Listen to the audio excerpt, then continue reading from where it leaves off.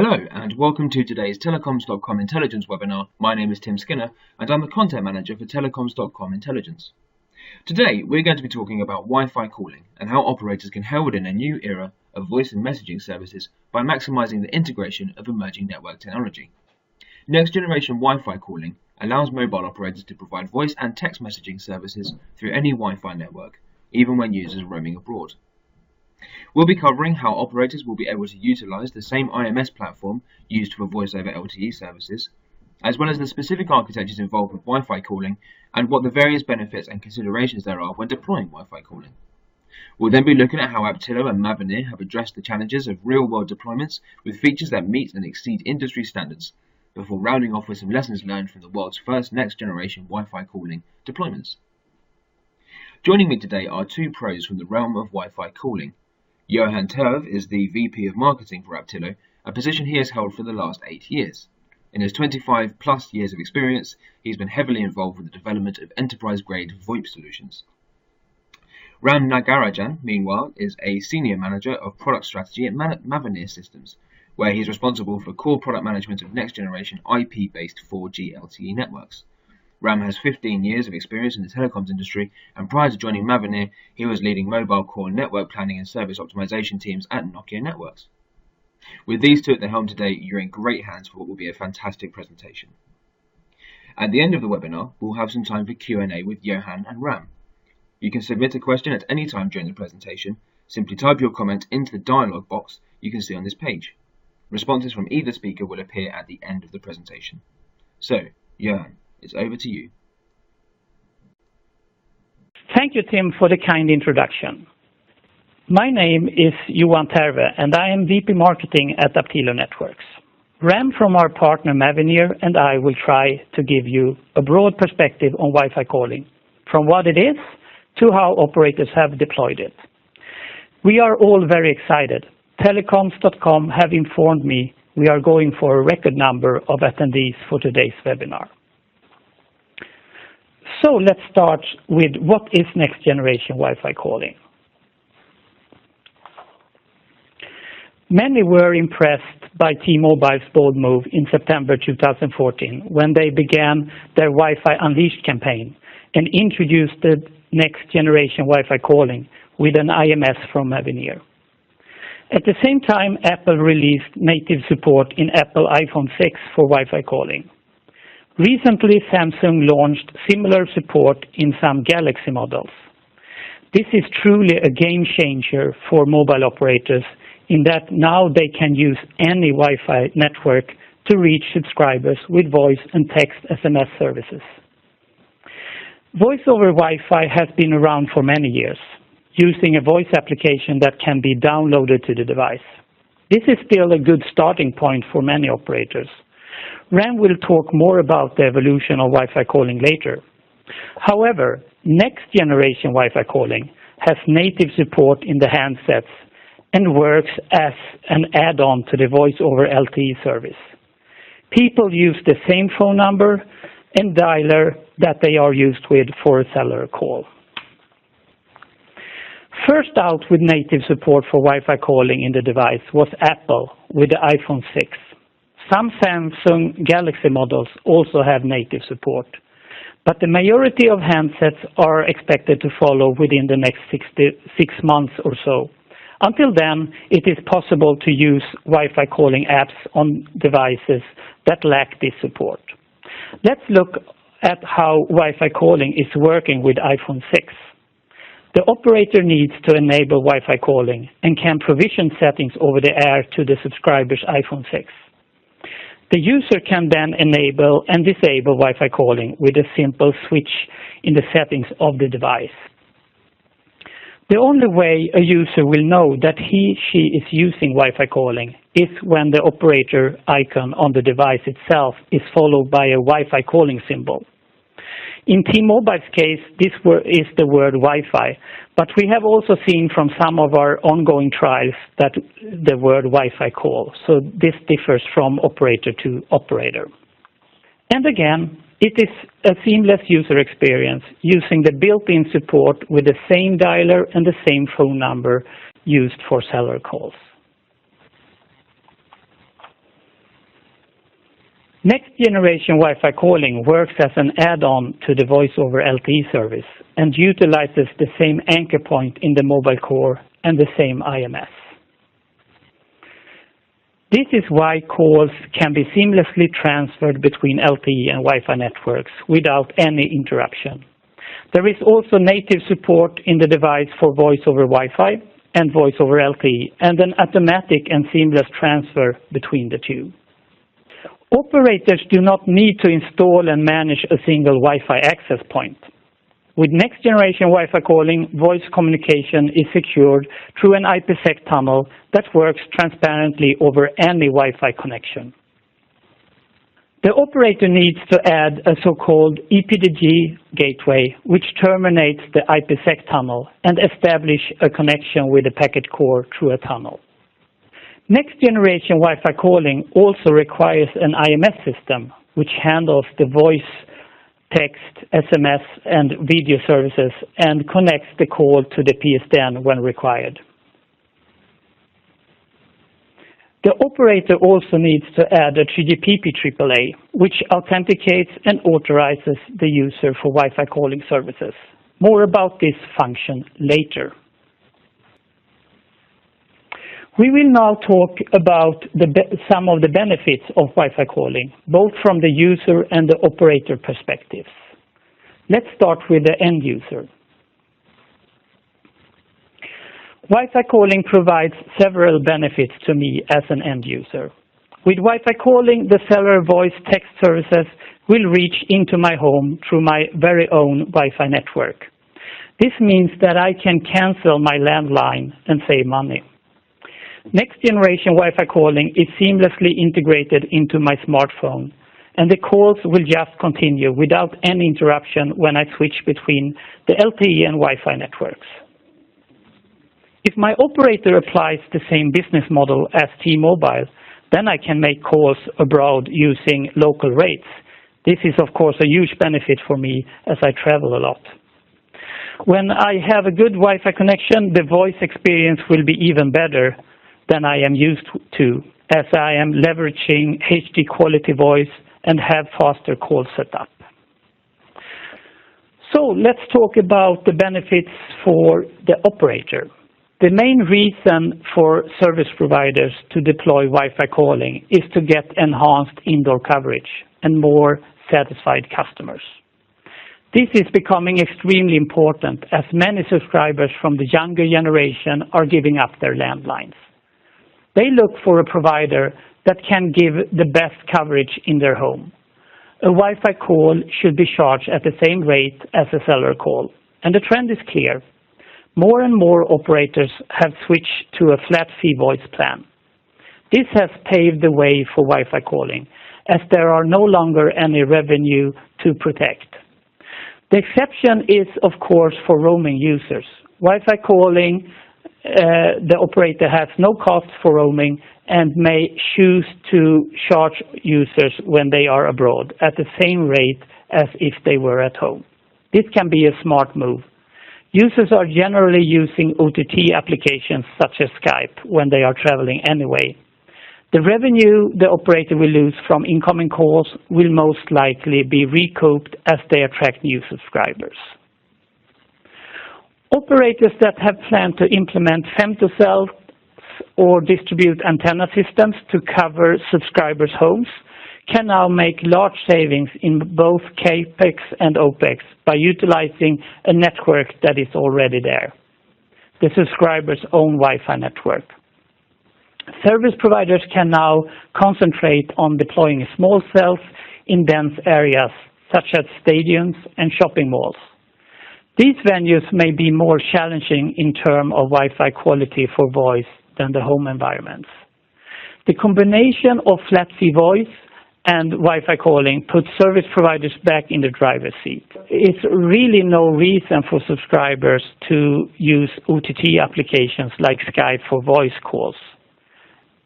Operators have been forced to accept the fact that OTT players utilize a network that they have made huge investments in. Now it's payback time. For the first time, operators can now utilize something that they have not invested in. Wi-Fi is everywhere, and service provider can use it for their voice services. It is a relative low barrier for an operator with IMS and VoLTE services to implement Wi-Fi calling. The only thing they have to add is one or several ePDG gateways and a 3GPP AAA. This is why I think that most operators with existing IMS will offer Wi-Fi calling within the next 24 months. And the first movers in any country will gain competitive advantages and attract new subscribers. The rest will need to follow. Note that Wi-Fi calling is not only for mobile operators. We see an increasing interest also from cable and fixed line operators. I will now turn the presentation over to Ram, who will talk about the evolution of Wi-Fi calling. Ram? Thank you, Johan, for that nice introduction. Hi, everyone. My name is Ram Nagarajan, and I'm Senior Manager, Product Strategy at Mavenir Systems. Unlicensed mobile access, or UMA, is dead today, and one of the primary reasons for that was the limited device support that didn't allow it to penetrate mass market. First Gen solves the critical problem that is still relevant today, the problem of network congestion, especially indoors, directly links with customer satisfaction. Taking T-Mobile as a classic evolution example, they reap the power of having an all-IP IMS core, which is the basis of first-gen Wi-Fi calling. They launched the first-gen solution, which was functionally very effective. You could have an IMS client installed on your standard phone. So an open standards-based approach was really the key here. As first-gen was growing in popularity, they innovated and transitioned into next-gen by introducing A, Apple Wi-Fi calling device support, and B, mobility between Wi-Fi and LTE with the introduction of the ePDG and AAA. A peek into the future will introduce traffic steering capabilities where devices can make intelligent selections on the access network based on dynamic policies, adding the access network discovery and selection function. From a services standpoint, we are evolving from a pure text and voice to video to rich communication services, which allows you to do services around instant messaging, presence, and content share comparable to WhatsApp. Adding WebRTC, extending the service capabilities on standard browsers. So just to set the stage for the upcoming discussions, I start off with the reference 3GPP end-to-end architecture of Wi-Fi calling, and we will also see how that relates to the generations discussed. You have your Evolve Packet Core EPC domain, the IP Multimedia Subsystem IMS domain, and the legacy circuit switched CS domain, all closely intertwined. Next Gen entails the integration of Wi-Fi access into the Evolve Packet Core with the introduction of the Evolve Packet Data Gateway, or ePDG. The ePDG connects towards the untrusted Wi-Fi network, like the one you have at home or in a public place like an airport, providing security with IPsec tunneling to the UE. The PDM gateway connects to the IMS domain, which hosts your session control and call routing functions. The AAA is used for the subscriber authentication using EAP procedures. In the IMS domain, you have your application servers, which lend the service intelligence. The telephony application server, or TAS, for voice and video, and the IPSM gateway for messaging. First generation advocates a direct access method without the involvement of EPC, where the client is directly talking to the IMS core over the internet. This then relies on security protocols at the IMS layer like TLS and SRTP. One may also notice that first gen has a logical evolution path towards next gen by the introduction of the packet core elements. There are a number of practical considerations for the deployment of Wi-Fi calling networks. How do the users have the exact same service experience around voice, text, that they're so used to in the 2G and 3G world? Service parity is key and table stakes for launching a successful Wi-Fi calling service. Then we ask the question, does one need mobility? Here we are referring to the ability to maintain your ongoing voice call as you move in and out of Wi-Fi coverage. It's not a must-have, but definitely a good-to-have. It's the next step of evolution, next-gen Wi-Fi calling, and is offered as an additional service now on the Apple iPhone 6 with seamless mobility between Voice over LTE and Wi-Fi calling. What about QoS? Wi-Fi doesn't offer the end-to-end QoS that we typically see in an LTE network. So is that going to be a gating factor? Well, maybe not. For years, people are making voice over IP calls on over-the-top OTT apps like Skype and Viber without end-to-end QoS. And the fact of the matter is, consumers are relatively accepting of OTT voice quality over Wi-Fi. Johan will be sharing more insights on QoS later on. And then you have the regulatory considerations, such as emergency calling. Some operators have taken a simple yet practical approach where subscribers have to manually add an emergency address like their home address. We will also be seeing some location aspects around this topic. Now, hopefully, everyone knows a bit more about Wi-Fi calling. It's now high time for us to share some of our expertise from real-world deployments. Johan? Thanks, Ram. Now let's take a look at some of the key challenges while deploying a Wi-Fi calling network and stitch together our experiences. I will start talking about the authentication and authorization of Wi-Fi calling service and the quality of service aspects of Wi-Fi. Then Ram will continue with how to get the actual Wi-Fi calling service to work.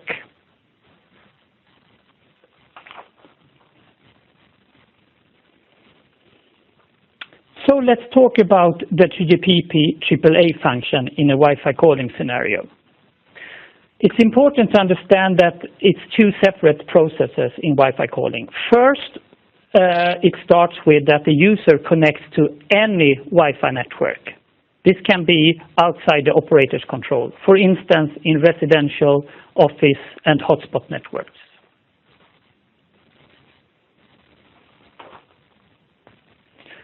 When the client has IP connectivity, the 3GPP AAA authenticates and authorizes the user for Wi-Fi calling. It is important, again, to understand that these two authentication and authorization processes happen independently of each other. The 3GPP AAA plays a crucial role in the voice service setup. It provides interface and interaction with HSS for IPsec and GTP tunnel establishments. The later tunnel may also be based on PMIP. It authenticates a SIM-enabled device with a HSS using SIM authentication. It retrieves user profiles and mobility parameters from HSS to authorize the device to connect to the relevant packet gateway and IMS APN. We know from our 100+ carrier Wi-Fi deployments that you often need to be beyond the standards in real-world deployments, and we believe that Wi-Fi calling is no exception. The Aptilo SMP Wi-Fi calling solution provides optional smarts, such as policy lookups. In reality, policies many times reside on multiple places. The Aptilo SMP can look up policies from multiple sources, such as CRM systems and policy management systems, and then provide a policy decision for the Wi-Fi calling service.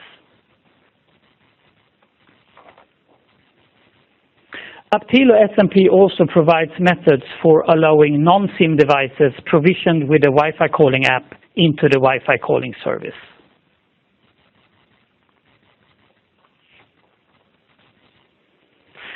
And in addition to support for HSS, Aptilo SMP also performs authentication via HLR.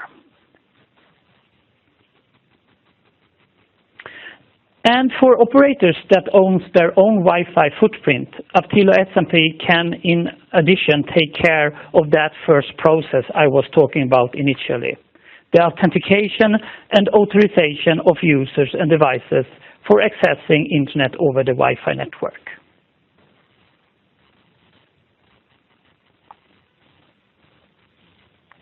Quality of service. Is it an issue? Well, this is one of the most common questions we get from our service providers about quality of service. And you can always regard a glass as half full or half empty.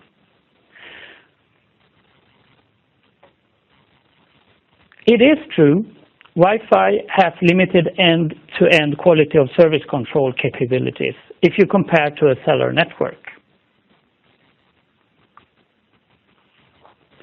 But it's also true that normally there is limited quality of service guarantee for indoors anyway for cellular, if they are served by macro base stations. In fact, modern buildings can reduce the signal by as much as 30 decibels. This means that if the power is 1 watt on the outside of the building, it will be 1 microwatt in the inside.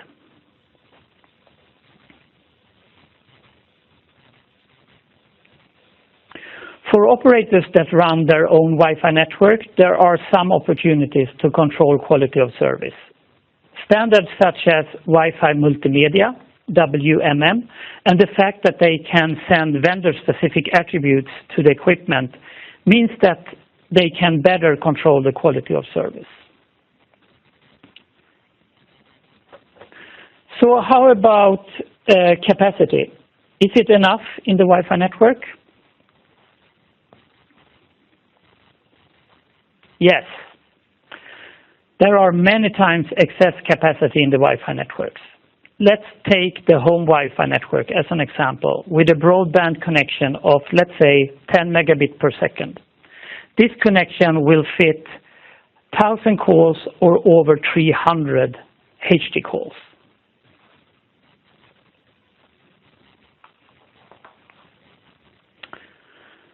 I think that service providers need to come to terms with the lack of quality of service control in Wi-Fi calling and instead set the right expectations with their customers. Wi-Fi calling provides mobile voice services wherever you are connected to Wi-Fi, but only to the capabilities of that Wi-Fi network. Ram will now talk about the other challenges and considerations for a well-working end-to-end Wi-Fi calling solution. Over to you, Ram. Thanks, Johan. Now we come to service parity. Subscribers really expect the same service irrespective of the access type, whether it's 2G, 3G, LTE, or Wi-Fi. So in addition to your basic call and SMS, you have all your supplementary services, prepaid, ringback tones, and whatnot. Customers really expect all that to work seamlessly. Our Wi-Fi calling solution is designed to provide service to the mobile subscriber's existing phone numbers. When the subscriber's Wi-Fi calling client is IMS registered, calls will be handled by the IMS core network. When the subscriber is not registered in IMS, calls would be handled by the circuit switch network. So irrespective of domain, he or she should be reachable on the same number. Well, how does all this come together?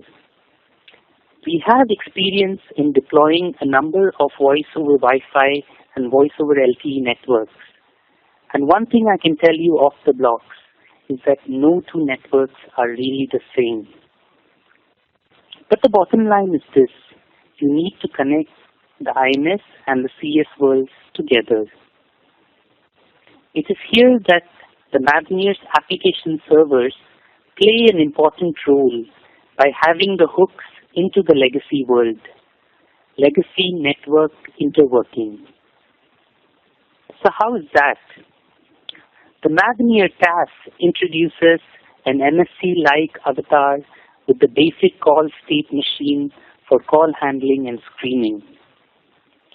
Support for supplementary services like call forwarding and call waiting. Camel interfaces for prepaid. The same logic extends to the IPSN gateway, as it has legacy map interfaces that connects to the legacy SNSE for delivery of messages to CS. So really, it's the flexibility to move in and out of the domains. IMS discovery and location. You can't take an off-the-shelf EPDG and EPC core and declare it ready for Wi-Fi calling. You need to establish a connect between the EPC and IMS worlds. The proxy call session control function, or PCSCS, which is your entry node into the IMS domain, is that connect. Leveraging our strong IMS background, we have incorporated key extensions to enable the PCSCS address to be sent to the UE, a procedure called PCSCS discovery. How do you handle location in Wi-Fi where you don't get the cell ID information?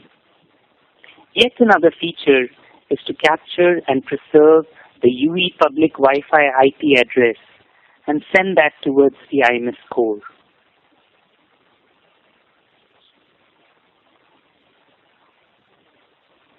The IMS core can then in turn use that public IP address for location mapping.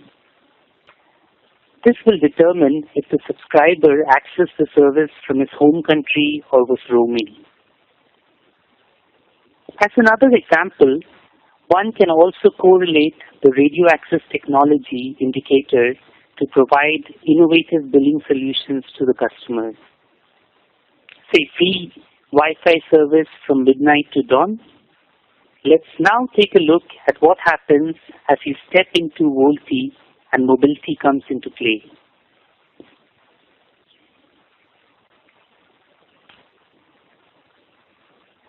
Well, one important thing to note is that it's your same IMS engine that is already chugging along well. It's essentially the same core that will be used for voice over LTE. So operators can follow the path whereby they first deploy Wi-Fi calling, build their services on IMS core. They can really experiment and innovate and build their services, and then extend their radio coverage and introduce voice over LTE. The elegance of the architecture is that you are already pretty much soft launching your voice over LTE from a core perspective by deploying Wi-Fi calling. Alternatively, operators can launch voice over LTE and use Wi-Fi calling to complement coverage during the initial RAN rollout phase. Each strategy is different and has its own set of merits, but the IMS core is centerpiece across both technologies. The EPDG introduces mobility support between Wi-Fi calling and VoLTE. Irrespective of which direction you go, hand in or hand out, the IP address is preserved at the P gateway, which acts like your anchor point. Services as complex as we have described have typically taken months and even years to deploy. Is that a hindrance to the decision to deploy the service in the first place? Well, it pretty much was up and until now. And what changes the equation today? The answer is virtualization. All of our solution components can be virtualized in an NFV-compliant, hardware-agnostic fashion and deployed on cloud-based infrastructures. All our products are based on the common virtualized M1 software platform designed for reliability and scale. In a Wi-Fi calling context, the end-to-end solution can be offered in a unique industry-leading offering that we call virtualized Wi-Fi calling in a box. This really allows operators to start with a lower footprint and grow as you need. Virtualization is a means to fundamentally change the cost equation of how next-generation networks will be built and managed, accelerating significantly the time to market. What does this mean to you as an operator? Well, you can get your service up and running in a couple of weeks. Finally, I'd like to share a few Wi-Fi calling deployment examples.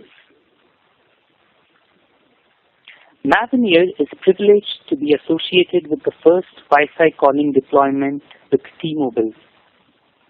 And that really gave us insights into solving real-world problems well ahead of time. The service as we see today is really cool and appealing to the end users. Well, it was a fascinating journey to reach to this point. Initially, it was about replacing UMA, a technology that didn't really take off given the limited handset support and associated device royalty fees, making mass adoption an expensive proposition. So they decided to shift track and adopt IMS. Now, having gone to IMS, they were able to leverage the benefits of a widely available technology and an open ecosystem. What that allowed them to do was press the pedal on innovation. So very quickly, they shifted from solving a problem to creating value purely via service innovation. They will continue to innovate in incremental steps, launching new services like RCS along the way. Our solution consisted of a full-fledged end-to-end converged IMS core for VoLTE and voice-over Wi-Fi with full service parity. Johan touched upon this earlier. The Uncarrier 7.0 campaign centered around next-generation Wi-Fi calling, HD voice, Apple device support, and seamless mobility was a true game changer in the industry. Commercial launch was in Europe with a Tier 1 operator. They too are solving a problem. What's different? In this case, they are doing it for their 3G subscribers. To improve indoor coverage, they direct their subscribers to download a Wi-Fi calling app. It's an easy and intuitive app which integrates with the existing address book, also displaying call log information. In addition to an IMS solution, we provide the downloadable Wi-Fi calling client. Behind the scenes is our client provisioning server, which makes sure that the clients are installed and activated in a transparent manner for the user. It all works seamlessly, and this is a critical success criteria from a service lifecycle perspective. By following this approach, this operator was able to leverage their investment in 4G to address their 3G subscriber base. How clever is that? The proof in the pudding was really a longer average call duration on Wi-Fi coupled with increased Net Promoter Scores. Now I would like to summarize some of our lessons learned from our deployment experiences. Service parity and transparency is key, as we saw in the use cases discussed. A service that is transparent to the user really becomes second nature, increasing the probability of success manyfold. A fully virtualized solution translates into faster time to market. This is the new paradigm of how networks will be built in the future. We've got the service up and running in a matter of weeks, not months. The next generation Wi-Fi calling adds the need for a proven, flexible, and scalable 3GPP AAA function such as the Aptilo SMP. Wi-Fi calling can really be the tip of the iceberg as operators are transforming their networks to all IP. As they continue expanding their robust service suite, adding new services like video calling, rich communication services, and WebRTC. Really an opportunity to leapfrog with service innovation. And lastly, we've seen that the evolution to voice over LTE is quite natural.